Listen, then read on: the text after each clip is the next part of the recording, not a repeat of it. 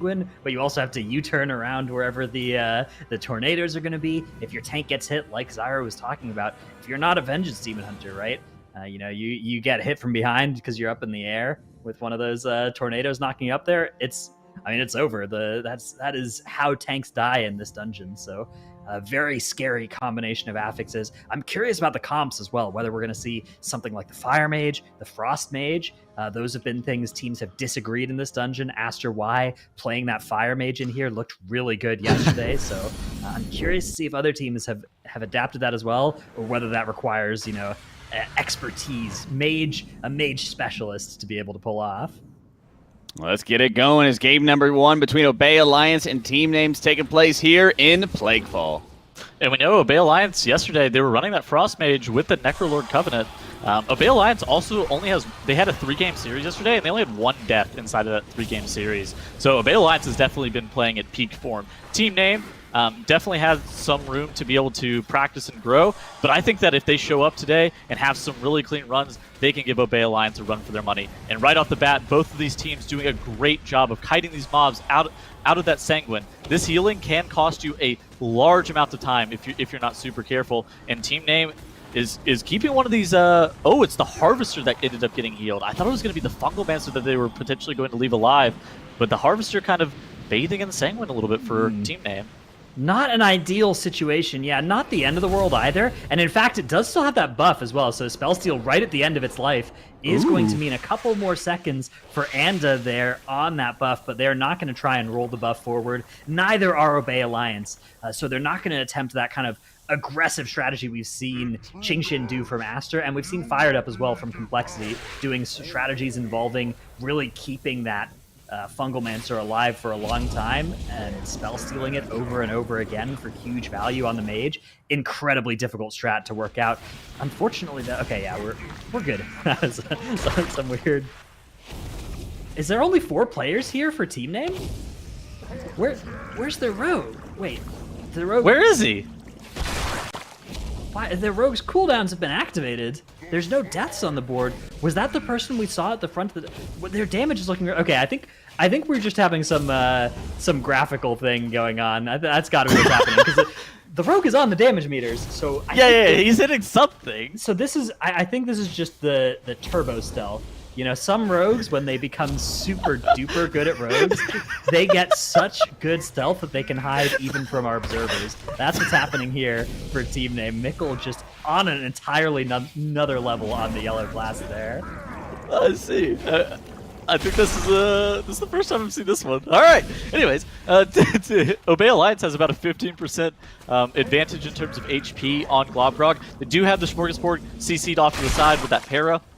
They really want to be beating the second set of ads. They're probably going to drop like the Ring of Peace and try to make sure that all of those mobs are as far away as possible. But here come these ads slowly walking towards them. If they do connect with Globgrog, it will heal the boss. However, Obey Alliance doing a great job of getting Globgrog dealt with right on time. On the left side of your screen, you see team name. There was a kidney shot on the Smorgasbord by the Invisible Rogue. Ultimate turbo stealth. Kidney shot. Never saw it coming. My experience every time I arena against rogues, this is exactly what it feels like. I'm getting kidney shotted, I'm getting blinded, I just can never find them. Dead. Very sad experience. Globgrog having a very similar thing happening right now. As team name are going to be eventually killing the boss here. They are at the same count as Obey Alliance, but they've lost about 25 seconds on this boss one split. I do think the Sanguine healing on the Harvester was part of the problem. It prevented them being able to mount up and quickly get to the next spot after their first pull, so definitely could be part of what's going on.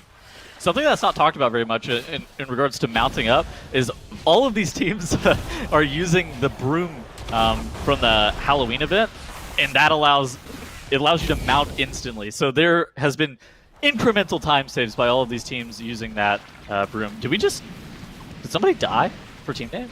No, that's where the rogue is currently rendering something. Oh, okay. So the character is okay. So the rogue's character model is parked at the beginning of the dungeon, He's not there though. Okay, I see. Yeah, All right. just an observer thing, and not a big deal. The rogue is indeed here and contributing to the dungeon, as you can see on the meters. Meanwhile, Obey Alliance have ascended here to a 10% advantage on the trash count at this point. They've gone right, whereas Team Name has gone left. We've seen multiple teams doing this area differently, and that decision whether to go left or right is in fact one that teams are making differently. It looks like Team Name is actually going to go with the old both as well. They are going to be pulling basically all of the trash that lives in this area. I wonder what this is going to facilitate them skipping later.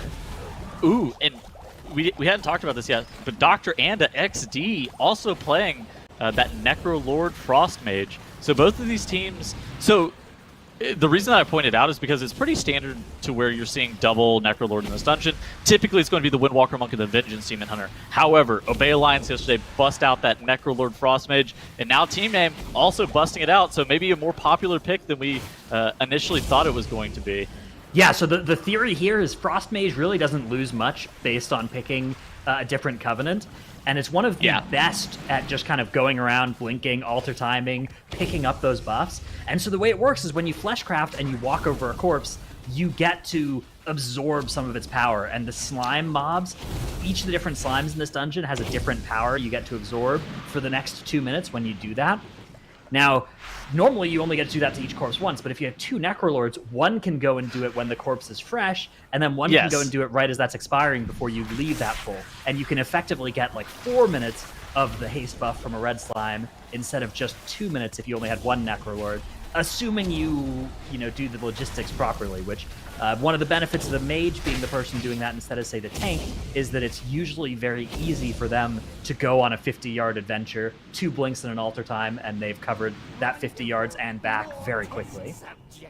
All right, so now Obey Alliance on the right side of your screen, grabbing the Spinebreaker, grabbing this Plaguebinder pack that's on the left side as well, and pulling it all into Dr. Ickis. They do a great job of getting this trash grouped up. They use a Sigil of Silence to be able to get everything grouped up. Sporty gets knocked up by the Spinebreaker, almost dies immediately as the pull is engaged. Incredibly scary, and now they need to make sure that Dr. Ickis does not heal to Sanguine. They're doing a great job of kiting out this pack. Ooh, Lagbug taunts the Spinebreaker off of Dr. Ickis right as Dr. Ickis is trying to teleport away, and Obey Alliance is looking spiffy right here.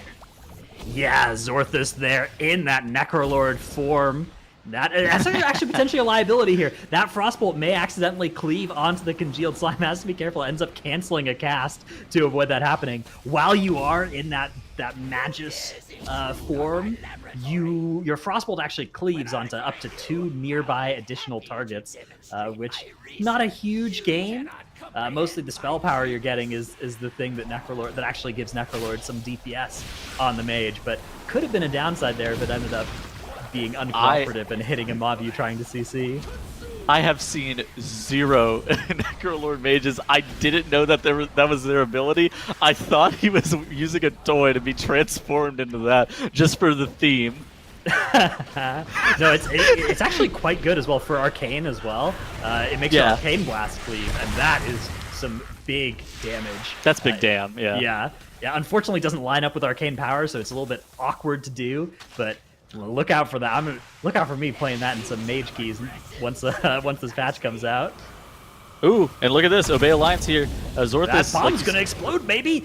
Oh, it's fine. Okay, so Ickis actually leapt on top of the damage reduction, so they were a little bit behind. However, they do Fleshcraft that buff. They have that haste buff for a little bit longer. Team Name on the left side of your screen. They're going to be letting that first bomb go off. They're going to be using all of their immunities, maybe some major defensive cooldowns like Touch of Karma and stuff like that. And they're looking in a pretty good position here. 0 deaths on the board for both of these teams. However, Team Name just a little bit worse off with their Sanguine healing, and that's still what has them behind overall. Yeah, Obey Alliance already on this island here. They do have... So Team Name gained more count earlier, right? We saw that... Oh, wait, we're taking a lot of damn. We saw Team Name doing more pulls, if I'm not mistaken, in the first bit of the dungeon, right? Or did it end up all kind of equalizing here? They ended up being about all of the same pulls. I think that Team Name had some issues with Sanguine healing on their slimes in the second part of the area, so that in conjunction with the first pull going a little bit awry, also costing them somewhere in the range of like 30 seconds. Now they're somewhere around a minute full behind, where they need Obey Alliance to make a mistake. But here is one of the most dangerous pulls of them all for Obey Alliance. All of these ambushers, these defenders, and all of this trash on top of Dominant Venomblade. This can go poorly. This boss also could be very easily healed by Sanguine if you're not careful.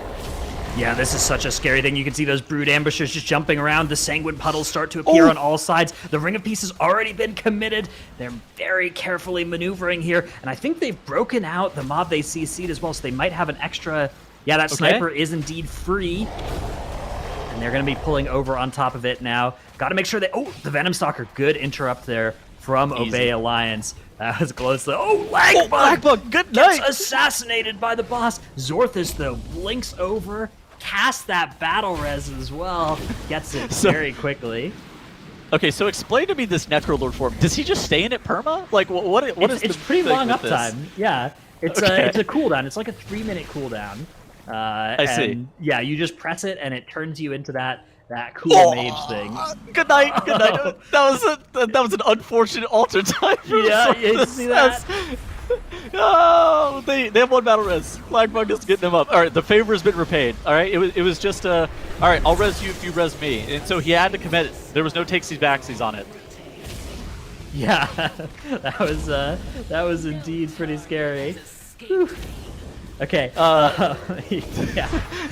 Huh. So I talked about this at the beginning. Obey Alliance only had 1 death across the whole entire weekend thus far, and now they've doubled that in 1 dungeon. With 2. Yeah, Obey Alliance sort of known for being that team that has very consistent runs. Even if they're sometimes slower pathing than other teams have, their odds of having a clean run have seemed to be among the highest of the teams that we've seen this MDI season. This run, 2 deaths in Sanguine Storming Plaguefall, I think you might still accept that. Like, if somebody offered you that before the dungeon started, you might be like, yeah, okay, I'd rather not run the risk of it being much worse, but still not what Obey Alliance is known for. Hopefully they can keep things clean here, and luckily their pathing has just been good enough that they've still gained time over team name, and also going to be entering that Bonesmith cheat, well, not really cheat death, but 10 bonus seconds after dying there. Actually, interesting. Cheat death is generous. Yeah.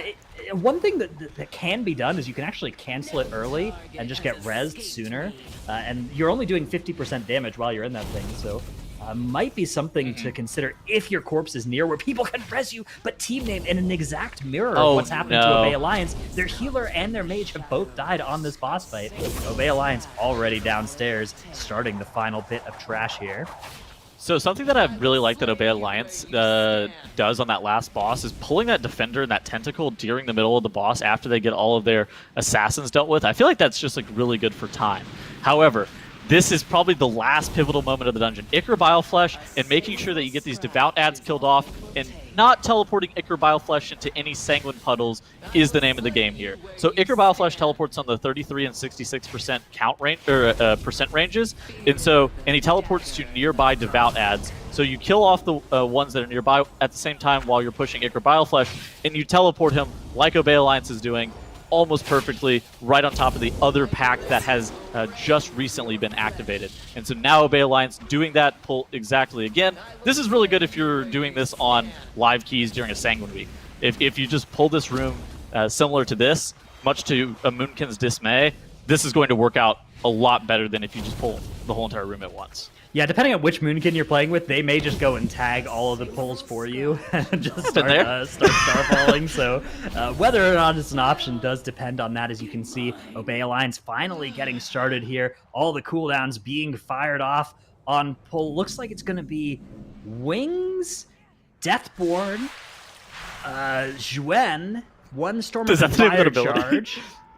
But it's not going to be Ashen Hallow. Ashen Hallow is going to be saved, crucially, here for Obey Alliance. Also, Shadowblade's not up just yet. That will also be used future. And Bloodlust, yeah.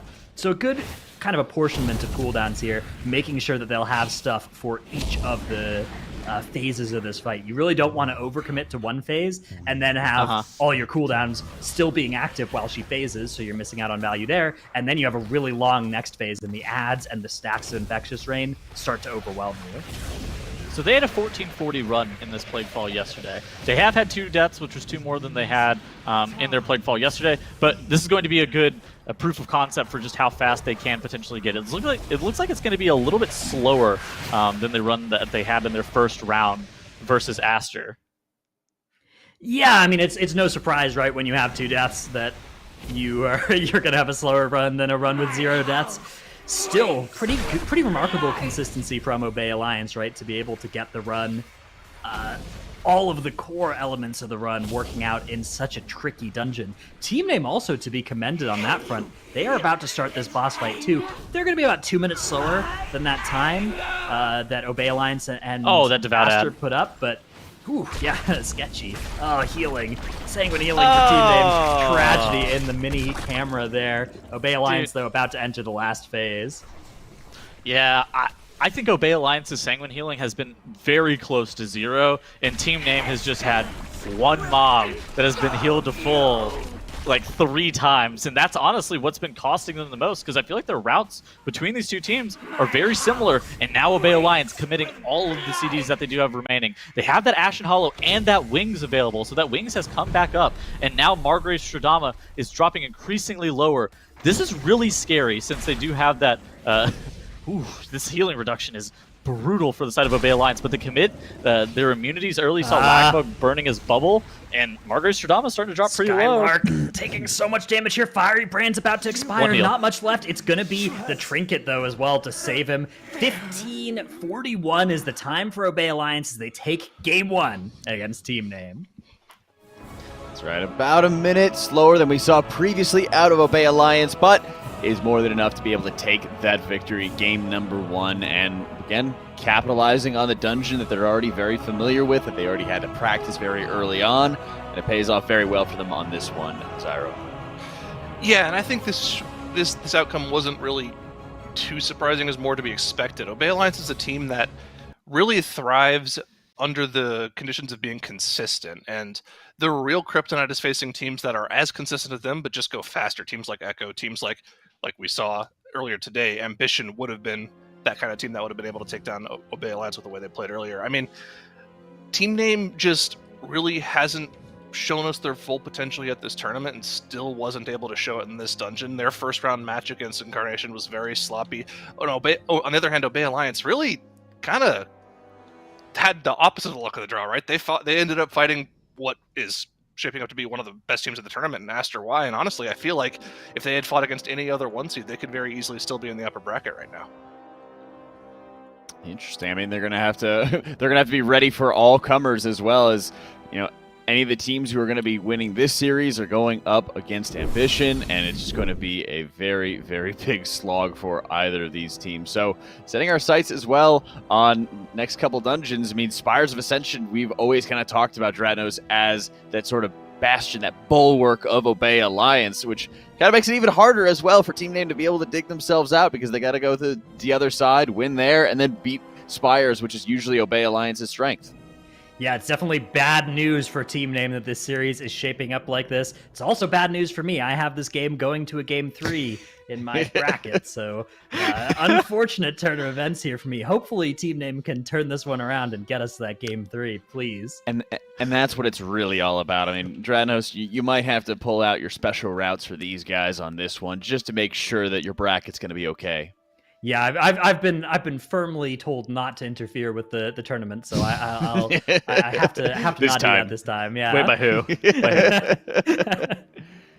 The council. The council. Don't worry about it. Titles, okay? I see. Next dungeon that we're going to be having coming up: Explosive, Raging, Fortified, I think as well for the other side. This one is just an absolute nightmare, but we've also been seeing a lot of different route variations as well, Titles, for a number of different teams. So what are you going to be looking for between Team Name and Obey Alliance? I think for DOS, it's been interesting to see how many teams have gone to that right side, starting out in the other side, because throughout the whole entire season, we basically saw all of the teams go left. And now that the finals are here, everybody's going right. And I think it may just be due to the patrol timings. That's something that a lot of the teams have been talking about is just like the patrol timings on that Enraged Spirit. Making sure that that mob is in a good spot is pivotal for whenever you're entering the Mana Storm area, because you're trying to grab those dinosaurs, those bone soldiers, and pull them all the way into the Arf. And if either of the Pats are not in a good spot, then all right, so maybe we have to go to the right side so we don't have to wait 20 seconds on our patrol. If only there was a tool one of your classes had that could distract that spirit. Both of them? 2 spirits? Well, you can Shadow Meld skip one and then distract the other. You know? And If the only. Warriors? But, but without getting too much in the weed on these mythical abilities, Zyro, talk to us about what were some of the differences that we were seeing between Obey Alliance's old time and now they're new.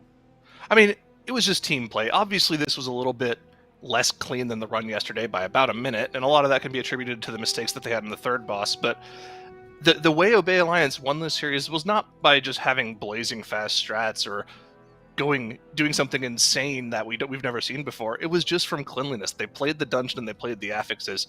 We got some stats from our admins after the match. The amount of Sanguine healing Obey Alliance had in that match, below 700k. Team name had 1.1 million, so almost double the amount of Sanguine healing. And that's just kind of what Obey Alliance does. They play together like a well-oiled machine, and I think if they can just ramp up their speed, they could compete for probably a top 3 spot in the tournament. Really? Yeah. It's going to be tough as well to dig themselves out of that point because of just, look at the bracket that they have ahead of them to be able to get to that. It's just going to be a lot of games. And I know it's something that you're, of course, no stranger to, Zyro, from your competitive days as well, digging yourself out of the lower. Yeah, that was only 3 years ago, man. That's so long, man. Oh, so long. I'm so old. No, boomer. Okay. Yeah, no. The lower bracket slog, especially when you go down in the first round, is rough. There are so many matches ahead of you that you have to prepare for, and honestly, like, the amount of different maps that you have to practice for is ridiculous. Right after this match, they have to practice for, if they do go on to win this match of Bay Alliance, they have to instantly go practice during the next match for the match after that. They only have like an hour and a half to practice for that match versus Ambitious, whereas Ambition has been able to practice ever since they lost their upper bracket match already. So they have so much more time to practice, and that's just one of the many advantages that carrying yourself as far as possible through the upper bracket gives you, and one of the biggest disadvantages of being in the lower bracket early on.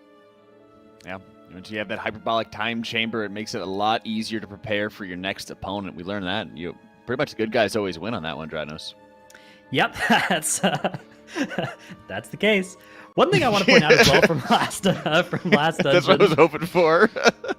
was the Sanguine healing. To just talk about that again a little bit. We have the numbers on the total Sanguine healing from that last dungeon. Team name with over 1 million points healed from Sanguine. Obey Alliance 700,000. So actually pretty close, a little bit more than half of team name Sanguine healing there. So definitely an affix that adds a lot of that invisible time throughout the whole dungeon. Not something the teams will have to deal with here in DOS. In DOS, it's just that raging and explosive that they're going to be looking out for. So those affixes, I'm curious what the teams will choose to do about them. I wonder if anybody else is going to think about stuff like, say, that Moonkin we saw earlier, or if that's just going to be an incarnation special.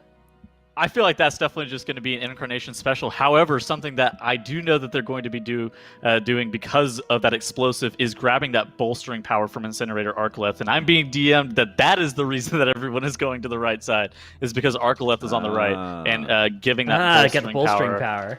Yeah, you speed run that bolstering power, and then you're able to have 15% damage. It increase by 15% for the whole entire dungeon effectively. It's pretty good. Yeah, that's a good point. I mean, there's a very big difference depending on, your performance, because there's so many trash enemies, that you have to deal with in the Ardenweald wing, but having 1 week where you don't have Incinerator right there or leading up to it versus another that you do, it does make a lot of sense that they're going to be going after that extra power, because, I can tell you on, live servers, there's sometimes where, you get to the end of the dungeon, and it's just really not going to do much of anything for you because you have 80% or 70% of your trash already done at that point, so... Good point on that one. The Digging explosive, that up for though, right? The explosive means you're getting it even on bosses. Pretty good value, so...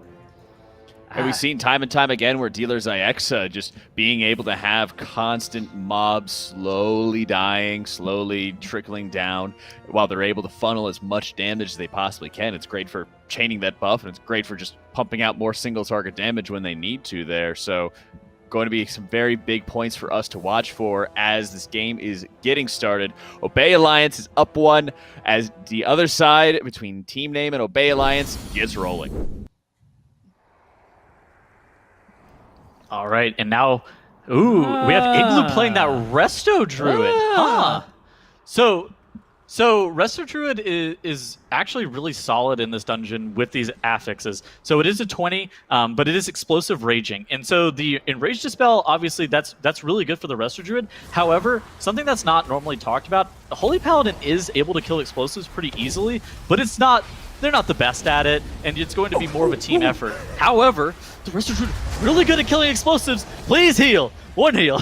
no more explosive killing. Heal the team.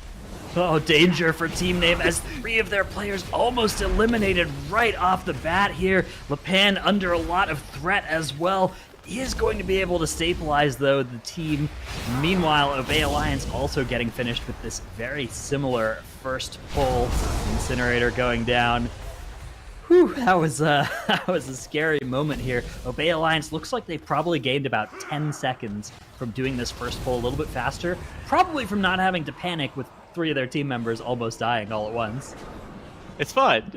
They're all full health now. Nothing of value was lost. There's no deaths on the board.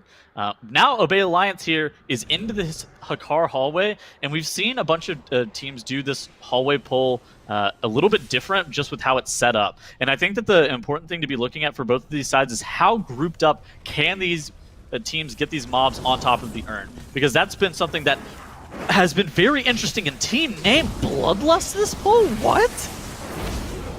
Yeah, this is kind of crazy Bloodlust. What are the times we're used to seeing in this dungeon? Do you remember? Is it close to that 20-minute mark? Yeah, I know, but like, is there a chance if you lust earlier, you get a 3rd in the dungeon? I don't think so, right? They're getting this thing done before 20 minutes, right?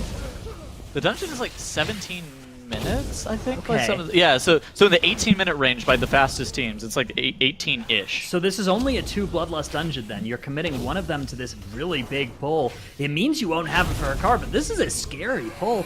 I do understand the want to do this. That is going to put Team Name in the lead for right now. Also, Lepan still with that Last Resort available. Skylark does not have that button to press, but somehow Team Name going to wait a little bit before pulling this boss, and because of that, Obey Alliance still going to get to this boss first. They're starting to hit the boss. They have that Bloodlust becoming available whenever they want it here. The question is just when. Do they save it a little bit to line up with Hallow? I guess Hallow's not happening on this fight, but to line up with, say, Shadow Blades? The answer is no. They are pressing it as soon as the High Priest arrives. Team Name have no High Priest to cleave down, though. That's going to increase their single target a little bit. They just get to focus purely on that. Just one extra target doesn't really provide a huge amount of funnel for specs like Subtle Hero. You're really hoping to see multiple targets before that becomes true. So this is so interesting. So Team Name burns Bloodlust because they don't have the Ashen Hollow for that pull. Right, there's no Ashen Hallow. Of course, Resto Druids, one of their key weaknesses is that they don't have Ashen Hallow. So that's something that they have to play around there using the Bloodlust instead. But they do have access to Heart of the Wild, and Igloo's sitting in that cat form trying to do as much damage as possible. Look at the dam. The dam Igloo's putting out here, that's Holy Paladin damage. I mean, it's without Ashen Holy Hollow. Paladin without Ashen Hallow damage, but you know what? He burned Heart of the Wild, and there was no Ashen Hollow. I don't want to hear it. I don't want to hear it. Okay, I will stop the propaganda immediately. But notably, Team Name and Obey Alliance at the exact same point after killing Hakar, so maybe we are just spreading propaganda for Holy Paladins. Well, I mean, you also have to think the Resto Druid is adding damage to whoever they're linked with, right? With that Kyrian Legendary and that Kyrian Empowered Bond. I mean, this is 13.6k. Yeah, that's some damn right there, as we have a boss 1 split of within a second of each other for both of these teams.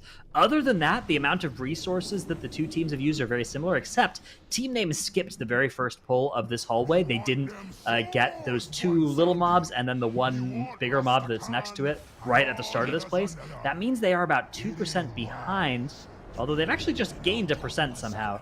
Is Mikkel soloing that percent somehow? Potentially, and then he vanishes off the ads. How is Curry that ends up possible? pulling Rogue. I mean, look at the left side of the screen. I don't know. I have absolutely no idea. I mean, he was clearly hitting something. Yeah, he wasn't here with the rest of the group. Dude, some Maybe he's secret at the technology back of to the get that point back. I don't Hold know. on. So I've seen this one before. I think he's back in Plaguefall. Yeah, there's some good count in Plaguefall. Let's go get that. That's a good idea. Bring some Plague Borers with you when you come back. It'll be a real party. All right, so now both Team Name and Obey Alliance waiting for the Dental Drill patrol. Team Name getting a good patrol on the Dental Drill, pulling that mob through Sagadon. They're waiting for the first Haywire cast to go off before engaging this Arfarf. We've seen teams do this pull in particular very different depending on the team. Some teams just pull it all the way in immediately. Some teams delay for the first Haywire to where they don't have to line of sight while this pack is engaged. It just kind of depends on what the team is, what they have been doing here. But now Team Name getting that Dental Drill killed off before the second Haywire cast. This is really good. Obey Alliance also on the right side of your screen doing something very similar. And hey, this is looking almost identical for both of these teams, even though one of them is notably running that Restoration Druid. Yeah, that Resto Druid, I mean, the fact that they are keeping up in pacing through this dungeon, that's good news for Team Name. Bad news for Team Name, if you look under Lag Bug's unit frame, that big red button is available once again, but Skylark goes down. It's not going to help here. And in fact, a Resto Druid could battle res right now, but nobody on the side of Obey Alliance can. Dude. All right, we got to stop. All right, now Team Name firmly in the lead with this pack Alliance going having so another death poorly. here. Yeah, they're getting back into this, but Threat's going to be a pain. Okay, they've gotten it mostly taken care of now. This is such a huge time loss, though, for Obey Alliance. Team Name, like you said, starting with this oil skip. First pioneered by Aster Y. I heard specifically that this team here had the triple snap on the sentient oils down perfectly. So some teams have been having issues where they're only going to get 2 of the sentient oils snapped immediately, and then the third one will snap eventually, and that can cause problems if you're not super prepared for it. But Team Name has mastered the technology of being able to get all 3 snapping consecutively at the same time. Hey, look at this. Right on time. Here are these oils, and now this is great news for your Frost Mage. Obey Alliance, no! Not like What this. happened? A lubricator has been pulled somehow. No. So they accidentally body pulled the clients, the spinners. All right. Those global combat you. So they do have a rogue still on the field here. Okay, no, looks like so maybe it's a rogue release, sneak through. Okay, the rogue just survived, so they're going to be able to cast a battle res here on their healer on Lagbug. This is still so sketchy here for Obey Alliance. That's going to cost them a lot of death differential. Still going to end up committing the battle res as well, so they don't have one of those available. And the mass res is going to come out here. Lagbug choosing to mass res before rather than after that oil gauntlet, just to keep testing the skills of his team. Make sure that they're on their toes. And yeah, they're going to keep on going here, but this has cost them a lot of time, Tettles. That is a massive mistake. So the RFR, that was probably a blunder where that maybe costs you 20 seconds. Those 4 deaths, the res, and then the second res, that is probably like a 45-second to a minute of time loss for Obey Alliance, which they cannot afford to have. Team Name, 0 deaths on their board. They're looking incredibly good right here. They were able to make sure that those sentient oils got killed off. Millhouse and Maleficent Manstorm is going perfect for them, and they just need to make sure Dr. Anda drops pretty low. Alter time, able to top him immediately. So no harm, no foul. Yeah, Team Name are just about finished here with this boss. Their time compared to the runs we were seeing earlier out of in the Incarnation Aster thing, I think they're probably going to end up being like a couple minutes slower than that. But still, this run is looking nice and clean. Looks like they are going to be in a position to capitalize on the costly errors that Obey Alliance have committed in this section of the dungeon. Now, with 6 deaths on the board, in addition to the difference in positioning in the dungeon, that means 30 extra seconds are going to be assessed at the end of the dungeon. That is a brutal, brutal thing for Obey Alliance to overcome. Great news, though, for those of us who have this going to a Game 3 in our brackets. Wait, that's me. That's me too. Excellent. Great news for us. Just how we do All it right. up. If we talk about it much more, we may get added to the fake ones list on Twitter. All right. Team name. They are on their mounts here. These brooms actually save, I think, probably like 30 seconds to a minute through the dungeon compared to having to actually mount. Instant cast mounts. There's no way it's a minute. In this dungeon in particular, you'll see some teams, they'll like broom, then Door of Shadows, and instantly broom again. Like all these things work out so well when you have instant cast mount. It's really nice. Like, think about how far ahead the Druid gets than the rest of the group sometimes. As they actually have this Enraged Mask Bolt here, they're going to pop that and also look at the damage going on the whole group. This is fine, this is fine. Don't panic. Don't panic. Don't panic. We have a Soothe. We have 2 Soothes, actually. All right, I am now soothed. Things are okay here. Hey, Curry, 50k DPS. Before this pull, you saw Igloo. He swapped his Kyrian Link to Curry to allow him to get more. I think Necrolord gives you versatility, I think more it does versatility. as well, which is this for Windwalker, yeah. Easy. All right, so now team name really firmly in the lead. Obey Alliance. I mean, they can catch up, but it would require a team name mistake, I think, at this point. But they just need to make sure that they are having a clean run throughout the rest of the dungeon and allow themselves to be put in a position where if team name does make a mistake, that they would be able to capitalize on it.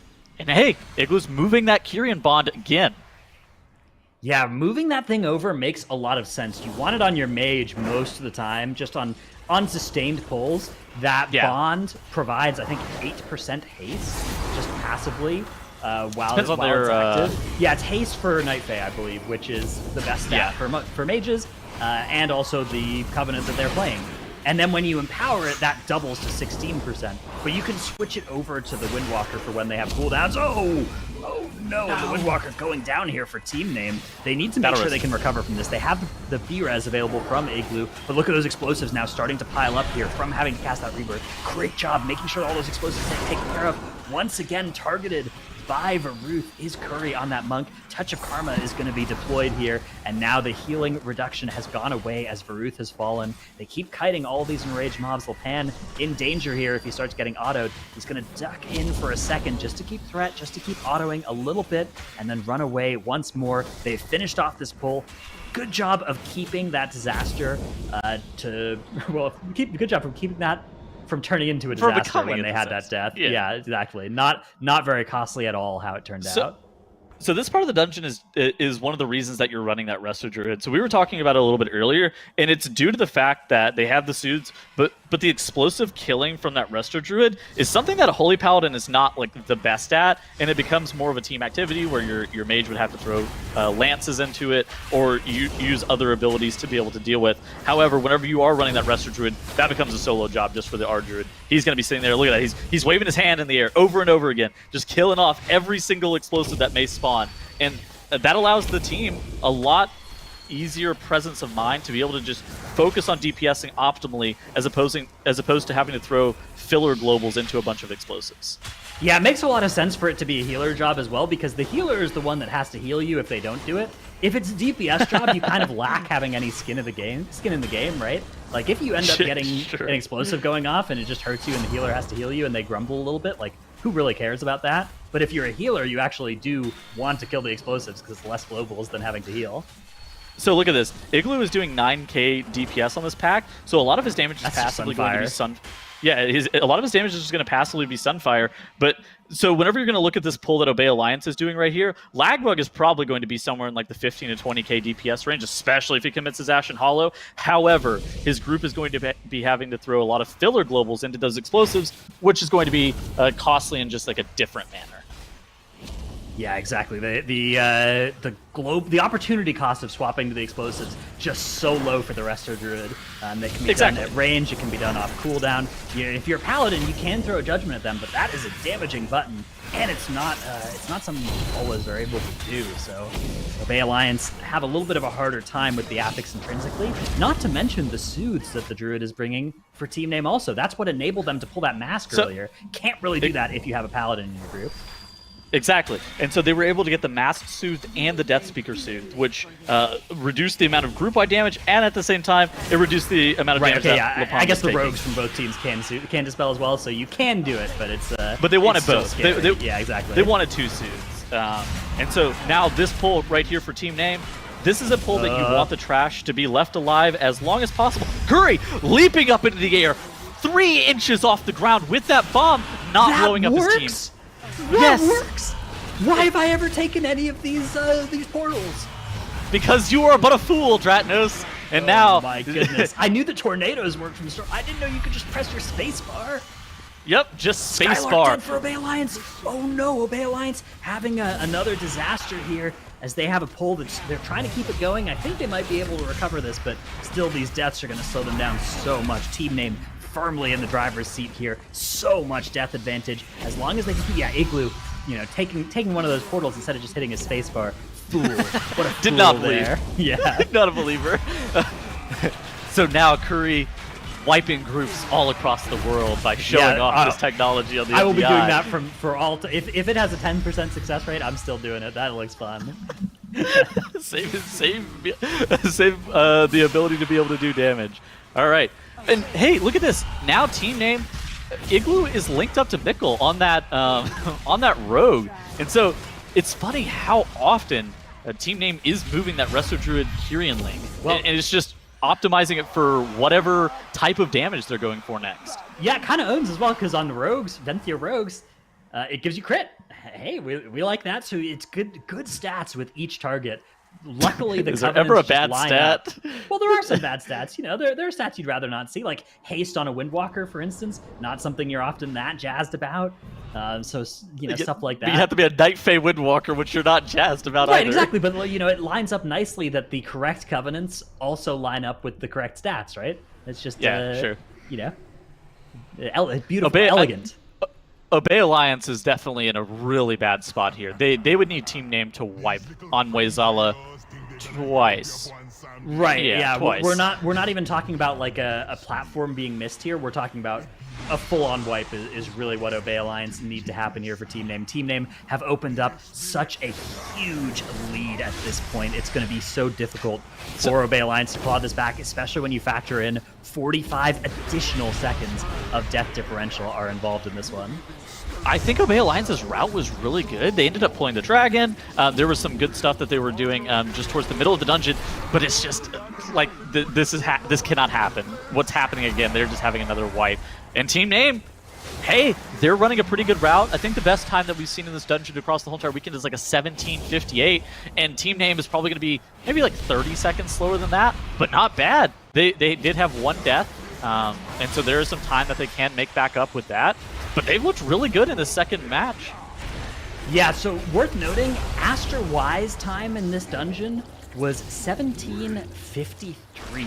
So Team Name, Team Name gonna be quite a bit slower than that, but still really impressive to be in the same ballpark even here. Getting within a minute of that time. I mean, this dungeon looks like possibly Aster Y's best dungeon from what I've seen. So very good position for Team Name to be in.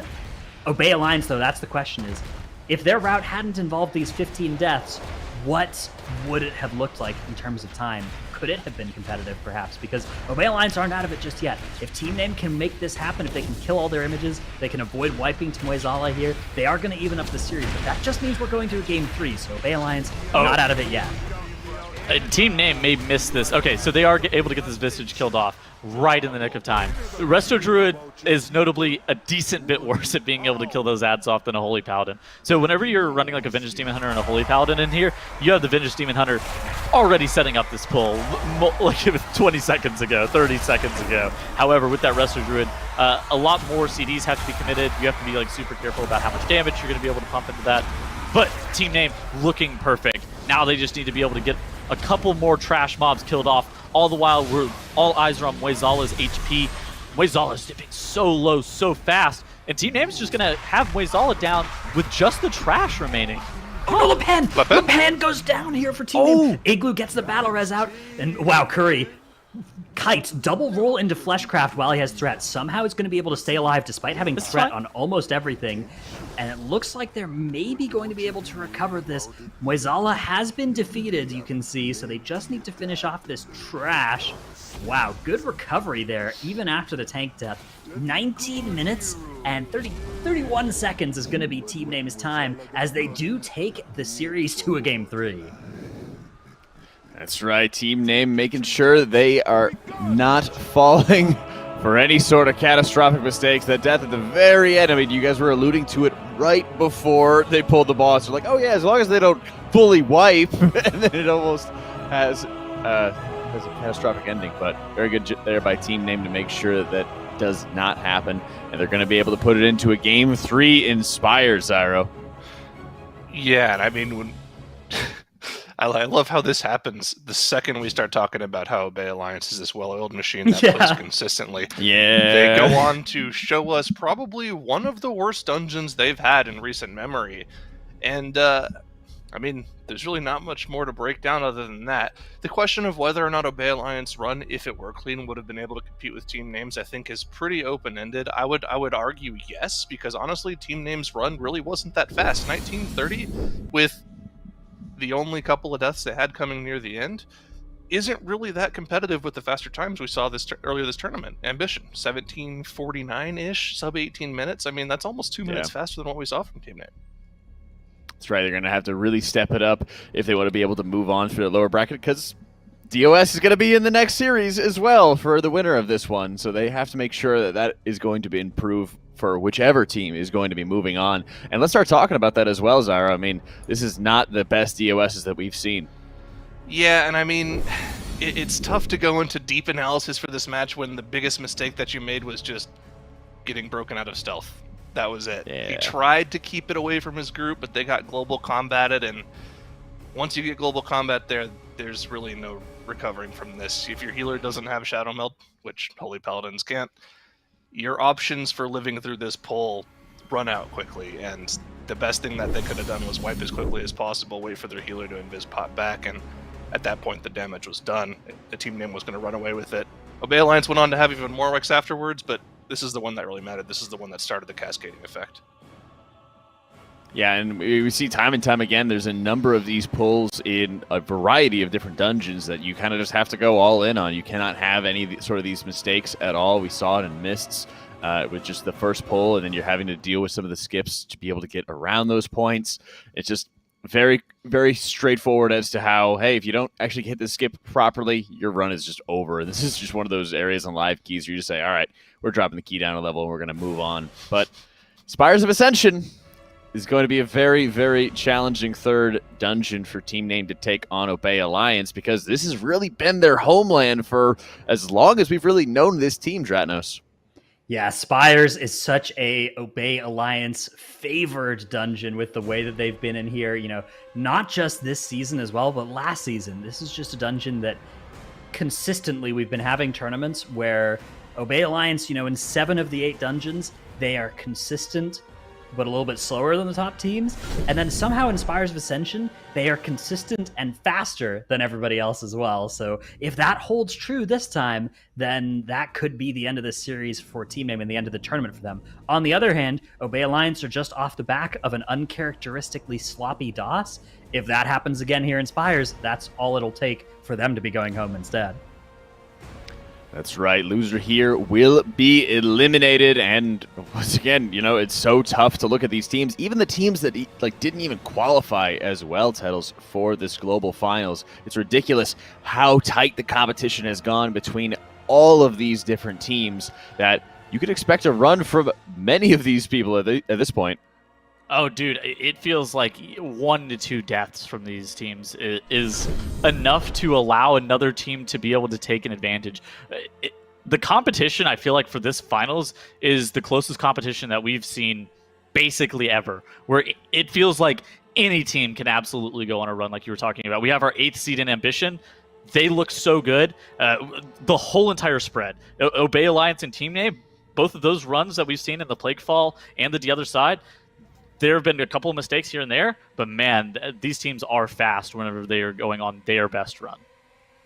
Yeah, and we'll be looking at which of these teams is going to be moving on, as right now it's not going to get any easier. You got two of the Golden Guardians teams who are sitting pretty, waiting for their next set of matchups. Incarnation already knows they're going up against Complexity, but Ambition's going to be taking on the winner for this series. And, you know, Team Name has so many MDI veterans, so much history with the competition for MDI, but on the other hand, so does Obey Alliance on this one, Zyro. We have so many teams who are so used to this competition, who could be used to the grueling hours of practice and time commitment that is required to perform at a high level, that it's just such a culmination of all this different talent from all over the world. Yeah, and historically, unsurprisingly, Obey Alliance is the team that has had better results in head-to-head matchups with the players on Team Name. So I'm going to have to favor Obey Alliance in this last game 3.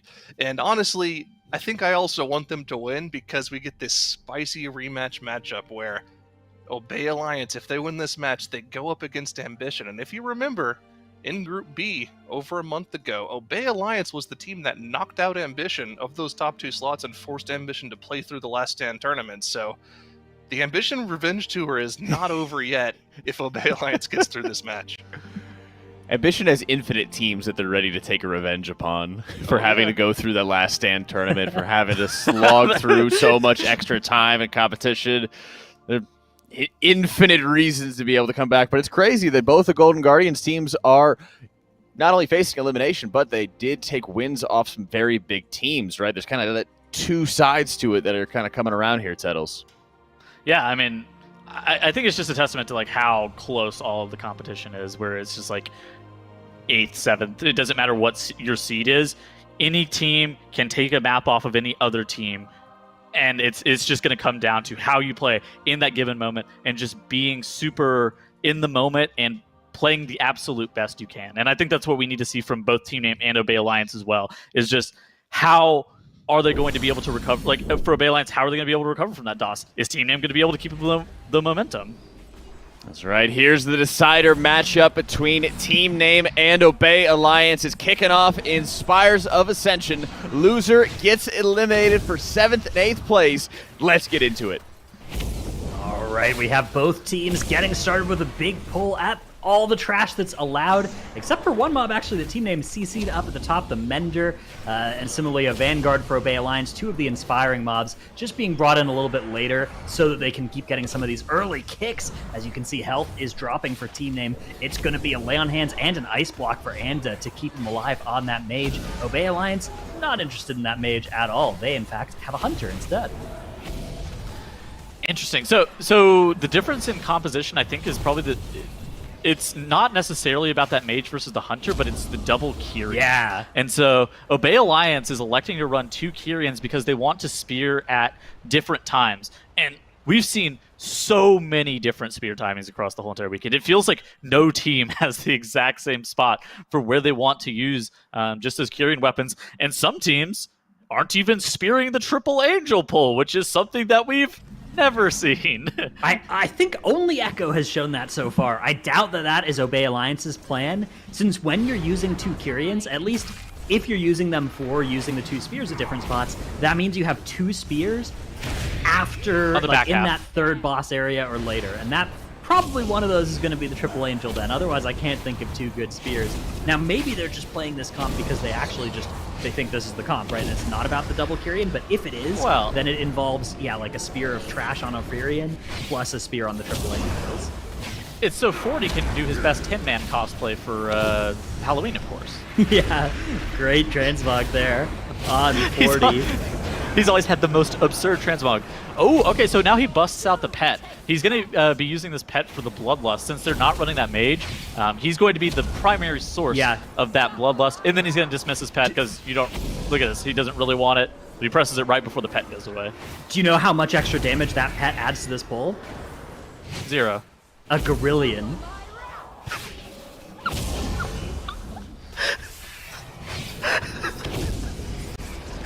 Huh. Team Name keeping this pull going. They have actually got this boss quite a bit lower. It is a little bit awkward as well. Doesn't it take a little while to ramp back up to full damage if you're a hunter and you have to summon a pet too? You like lose lone wolf it stacks? does, yes. Yeah. Yes. The Gorillion comment, yes. There's a gorilla? Gorillion amount of damage that is lost. Oh, current down for team name. Unfortunate turn of events there for them. They don't have a good way to battle res either. They're going to have to send somebody on an adventure to Curry's corpse. Don't know. Okay, they've managed to make that happen. All right, he's back. Ooh, okay, so he luckily enough doesn't get the spear thrown on him. That could have cost them another death. They do still have this Mender alive. They're intentionally keeping this Mender up to utilize that rogue, mage, windwalker, AoE to single target. It's insane. It's not just that as well. Classes. The Mender is the one that casts Imbue Weapon that you can see there for team names. So they dispel that off, and you can see Nickel runs over that and grabs it. They're all running at it. Yeah, of course, everybody tries to get it, and then you flame everybody else. If you manage to get it, you're like, aha, got the weapon. And that actually empowers your next 5 auto attacks by quite a lot. So pretty sizable single target increase if you're able to do that. Yeah, Obey Alliance on the right side of your screen also has that Mender left available. And hey, it's looking like a team name, even though they had that one death, is still just a little bit in the lead here. All right, and now team name is running towards this boss, and on the other side of Obey Alliance, both of their bosses dropping below 20% HP, and all of the trash has been dealt with from the side of team name. They are not going to be getting any more of those imbued weapons. Obey Alliance still has that Mender that they're going to have to deal with in just a few moments. That's going to be a vital thing to take care of eventually, unless... I mean, how long can you keep the Mender with you and gain its powers? The nice thing about it on this boss fight, right, is that even though it's inspiring, the boss doesn't have any cast, right? It's not CCable anyways. You're not missing out on anything by having an inspiring mob there.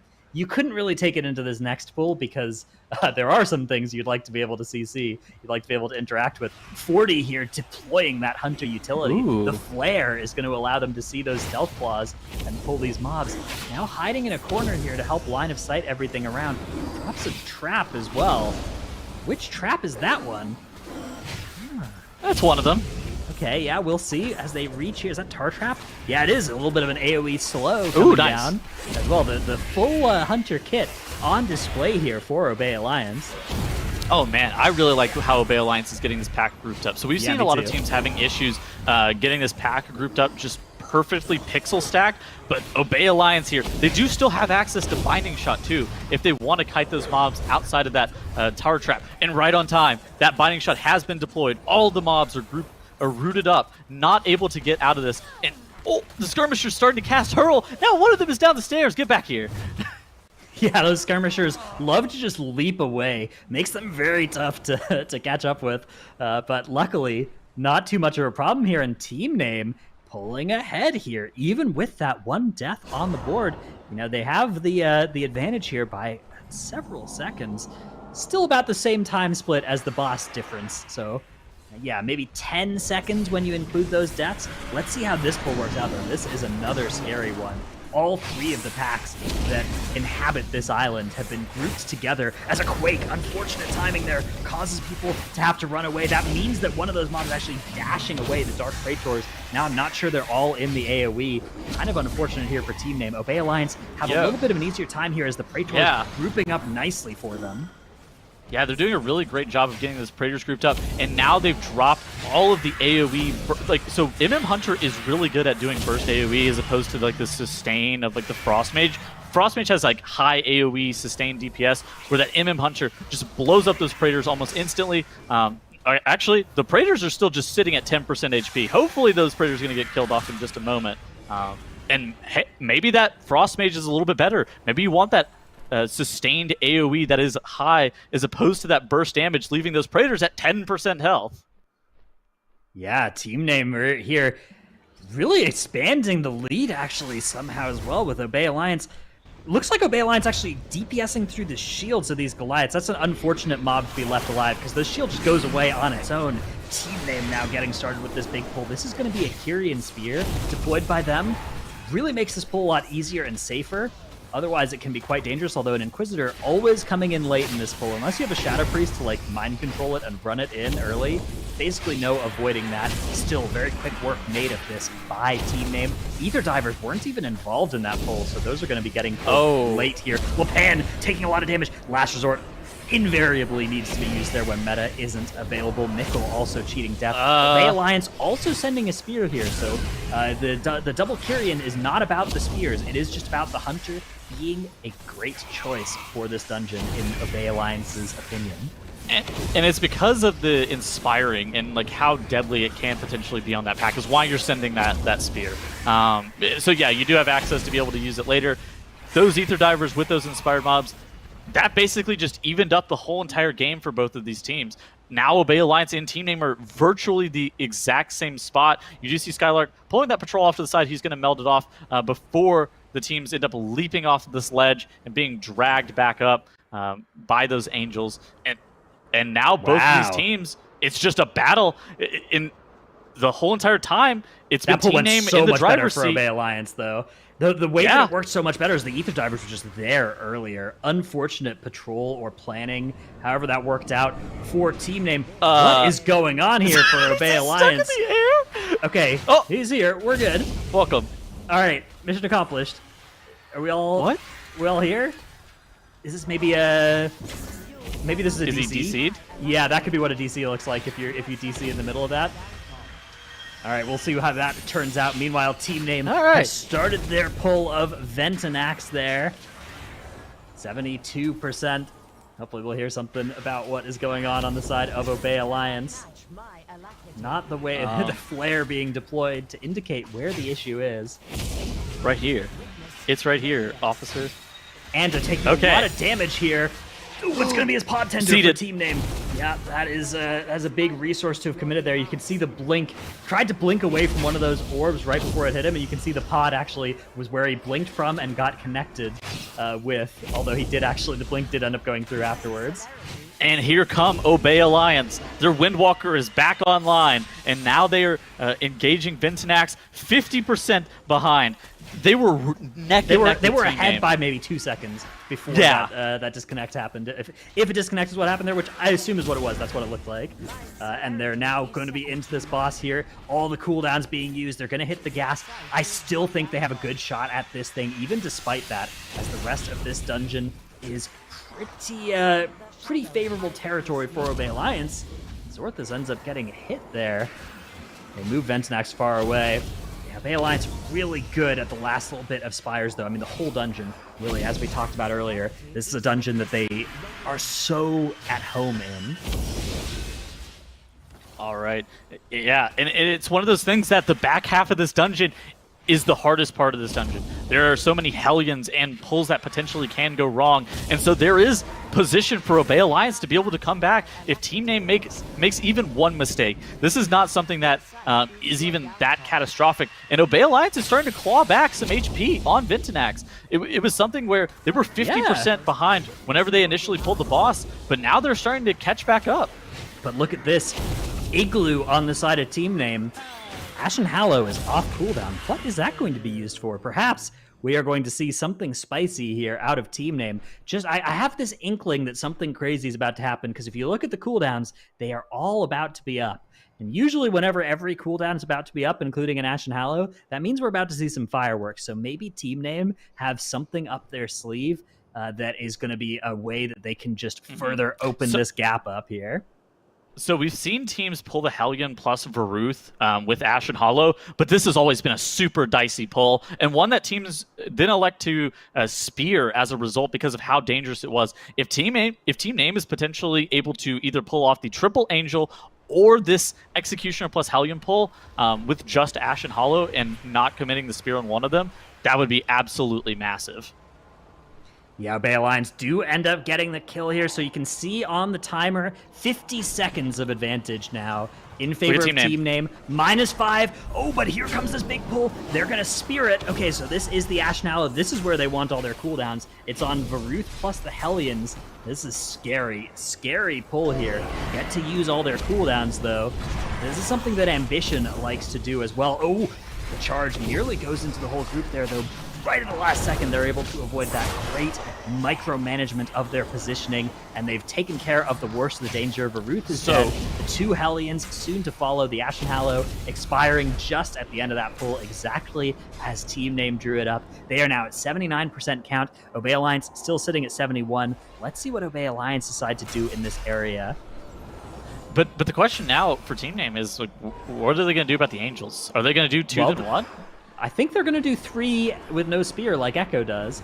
I don't think you make it to global finals without a plan to do 3 Angels at the same time, but we'll see. Yeah, maybe they have some dark technology to do it in a different way. I don't know. They do 4 Angels. Yeah, find another one. All right, and now Team Name has engaged a Rifrion. On the right side of your screen, you do see Obey Alliance here. They are doing a very similar pull to what we saw from Team Name. Did you catch if they used their spear on that? That would be a good thing to have looked for. I didn't see it, though. Let's see if we can see a spear on anybody's back. I can't see. I don't know. You have to use a spear on this pull as well. Oh, is Orthus down Orthus as well? died. Okay, the B-Res instantly, though, from Skylar. Great reaction. That's how you can tell that you're playing with somebody really great, is that you die, and, like, as you're opening your mic, there's a B-Res is already on your screen. Yeah. All right, so now a Rifrion down to 84% HP for Team Name. Once the mana bar does deplete all the way, a Rifrion will enter the recharge state where they take 50% increased damage, but Team Name does not care about the 50% increased damage. They care about the boss not doing many mechanics that you're super worried about, and they grab trash with these Justicars and these Wardens right on top of a Rifrion. Yeah, this is a scary, scary time here for Team Name. They need to deploy as much damage as they can. It's extra efficient because the boss is taking extra damage, but also they need to kill these mobs before the boss really starts doing mechanics again, or else they could easily get overwhelmed. Things looking good so far, though. Spinning Crane Kicks coming out. Juen still active. 2 mobs left as they start interrupting now that the boss is active again. Need to be really careful as well to not fire off any inadvertent stomps on the group. Looks like they've done it. Yeah, so Stomp can potentially be completely avoided if you're... Ooh, interesting. Okay, so Stomp can potentially be completely avoided if your tank is standing outside of the boss's hitbox the whole entire time. However, Team Name there, Curry walks in, gets intentionally stomped on, and then he diffuses the debuff back onto the boss. Does Stomp debuff actually, does that have a dot component as well? I've heard rumors that you can diffuse that back onto the boss. That is apparently huge damage according to Automatic Jack, so hugely powerful little maneuver there from Team Name. Oh, and Zorthus down again for Obey Alliance. Now at 2 deaths on the board just as they start the burn as well. Luckily the battle res comes out, but that may have scuffed his setup here. We'll see if that means these mobs live for way longer. I worry that they might. Yep. All right. So now Team Name is dropping a Rifrion incredibly low. They are looking pretty good on count. I think you only need 87 to 88. I think it's like 87.5% count. Yeah, they're before good. Before you go upstairs, and all eyes are going to be on them for whether or not they're going to be able to pull off the Triple Angel. We're at a point where Obey Alliance definitely can come back if they're able to do that. I mean, that's the thing, right, is like there's still 30% difference on a boss health. 30% difference of a boss health on a 22 Tyrannical, that's actually, I mean, there's still enough time in this dungeon to make that up, I think. It's going to be really close, though. Obey Alliance need to not let off the gas at all. Really, they're hoping that this pull is not clean from Team Name, or that Team Name have lost their nerve and are doing this in 2 pulls rather than fighting all 3 Angels at once. If that's happening, then Obey Alliance actually are probably in the lead right now. Deep breaths from Anda, trying to gain his composure as he knows what must be done. Triple Angel, no spear. Ashen Hollow is available, and so is Bloodlust, but no spear. Yeah, Ashen Hallow is very powerful. It's not quite a Kyrian Spear, but it does heal as well, so honestly kind of better. We'll see how it works out here for Team Name. They start pulling everything. It is going to be all 3 Angels. There goes the Time Warp. Ashen Hallow deployed as well, followed by the Wings. No spear for these mobs. They really need to make sure nobody gets picked off by any of the damage. That's going to be crucial here. Mikkel starting to take some damage, survives. Doesn't even need to pop cloak as well. Really nice to be able to save your cloak for the end so that you can safely damage and execute everything at the same time. Very important that happens. If any of these mobs are alive 2 seconds after the first one dies, they will full heal. Oh my goodness, Curry leaping around all over the place. Igloo getting hit by one of those beams. Not quite a one-shot though. Lepan using that trinket from the 9 to keep himself alive, entering meta as well. All of these lines running through the group. They need to be really careful with their damage. Get all 3 of these mobs killed evenly. If any of these mobs dies early, it'll be a disaster. Right through the raid. Igloo goes down. The marker comes out. The battle res too. But things are starting to get sketchy. Great damage getting so high here. Anda doesn't have block. Doesn't have pod tender. It's taking so much damage. Needs a heal so bad. One heal, please. Ends up going down. Team Name now just has 4 members left alive as they get to that crucial execute moment. Is Touch of Death available? They're kind of off. Oh, one thing dying. We need Touch of Death. Oh, Touch of Death is No, not no, enough. no, no, no, no, no, no, no! This is so bad for Team Name. What did the Angels heal to full? And that means, yeah, can they kill this? Can they kill it with, maybe, I mean, it's got all 3 abilities. They're all stacked up on everybody. Oh! Curry goes down too, right through the raid. Has to release. Now going to be taking... Beasts. Feast. Wow, Fleshcraft. the Fleshcraft. Are they going to feast or are they going to click this button is the question. They're gonna wipe it up and then go again. Okay, yeah, not going to use the feast, it looks like, are the members of Team Name as they now fly upstairs. Meanwhile, the opportunity is back in Obey Alliance's hands. They are starting this pull as well. Ashen Hallow is down. Huge damage. Everything's hunky-dory at the start of this pull, right? You got big damage, you got all your cooldowns, but soon it starts to be much, much more hectic as everything runs out and the damage ramps up. And it's like we just saw from Team Name. Obey Alliance needs to make sure that all 3 of these Angels are killed off within 5 seconds of one another, which whenever you're doing it, this dungeon on a 22, killing off 3 mobs within 5 seconds of one another is very difficult, even if you have access to things like Touch of Death and other abilities. Obey Alliance needs to just make sure that they are having everybody alive. Skylark is dropping super low, the sack comes out, he does use that trinket to be able to get a pretty large shield on himself, and Obey Alliance is looking like they're pretty good. One dead. One of their mobs gets Touch of Death immediately, and they kill off all 3 of those Angels right on time.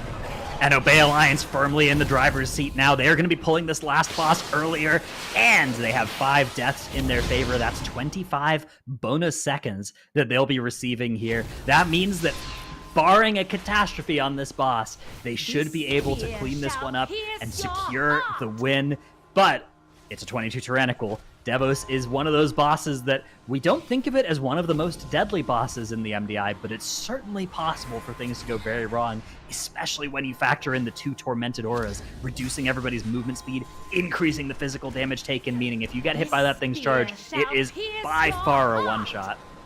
Trying to do triple Angel without Spear is so deadly, and it's just one of those things that these teams have practiced so many hours to be able to execute cleanly. And it's just Team Name.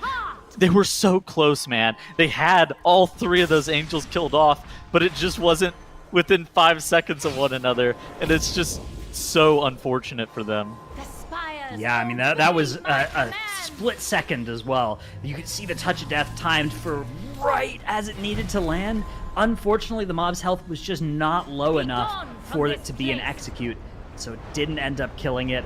Ended up fully healing, and that means Team Name now have to deal way more damage to this boss than Obey Alliance, because not only do they have to kill it first, they also have to make up 25 additional seconds on top of things. So really, they are hoping for something to go wrong on the side of Obey Alliance at this point. All right, and now for Obey Alliance, they do have Devos at 60% HP, and they are going to be trying to push the boss into that second phase where they do get the Javelin. And that happens at, I think, 40% is what I want to say. And whenever you do throw that Javelin, it does do 10% of the boss's health. And so Obey Alliance right here, it would be very difficult for Team Name to be able to overcome 5 deaths of differential, plus be able to pass where Obey Alliance is with the 15% HP ahead on the boss. And Team Name is very low. Yeah, this is scary. I mean, there's a lot of danger on this fight, and a lot of movement, too. You know, trying to keep everybody topped and trying to avoid damage incoming while you are slowed by this much, it's a serious danger. Yeah, so something that's also important to note here is that since they have not killed Sagadon, they do have that increased physical damage taken buff on them, and the run-through that Devos does is physical damage, and it means like if you get clipped by it, you can get 100-0 very easily. Yeah, I mean, it is going to one-shot for sure with the physical damage taken increase active. I think it probably would anyways on a 22 Tyrannical, but definitely with that Tormented Aura active, it will. Skylark here entering meta as Obey Alliance need to push Devos just a little bit more. Oh, unfortunately, they get the cast before they enter the intermission here, but fortunately, they will get a little bit of a reprieve from these Tormented Auras. During that intermission, the boss flies nice and far away, and the auras are based off of where the boss is. So exactly, they get a little bit of time here to be able to heal up. I mean, that's why some of the teams. Quickly. That's why some of the teams that we've seen in the past have elected to not kill Executioner Baruth, and they just take that healing reduction penalty on a 22 Tyrannical. This boss is going to own you. Yeah, this boss will own you if you do that, so they elect to pull Executioner Baruth with that Hellion Goliath pull, which is also a sketchy pull, by the way, and deal with it that way. Obey Alliance now entering the final part of this fight and this series. The Ashen Hallow comes down. Every remaining cooldown is used here as they just put those final points of damage into Devos. Once Devos dies, plus the death advantage, they are going to win this by about a minute and take the series 2-1 over Team Name. Abandoned. That's right. Obey Alliance overcoming a lot of adversity throughout this Spires run, but they will take the game and this series, moving on through the lower bracket. And Team Name, my dark horse pick, is unfortunately going home as they are going to be eliminated from the tournament there. Congratulations, big congratulations there, Zyro, to Obey Alliance. Oh yeah, for sure. And I mean, they really clutched it out at the end by playing the rest of the dungeon clean after they had some mistakes happening. And I mean, you got to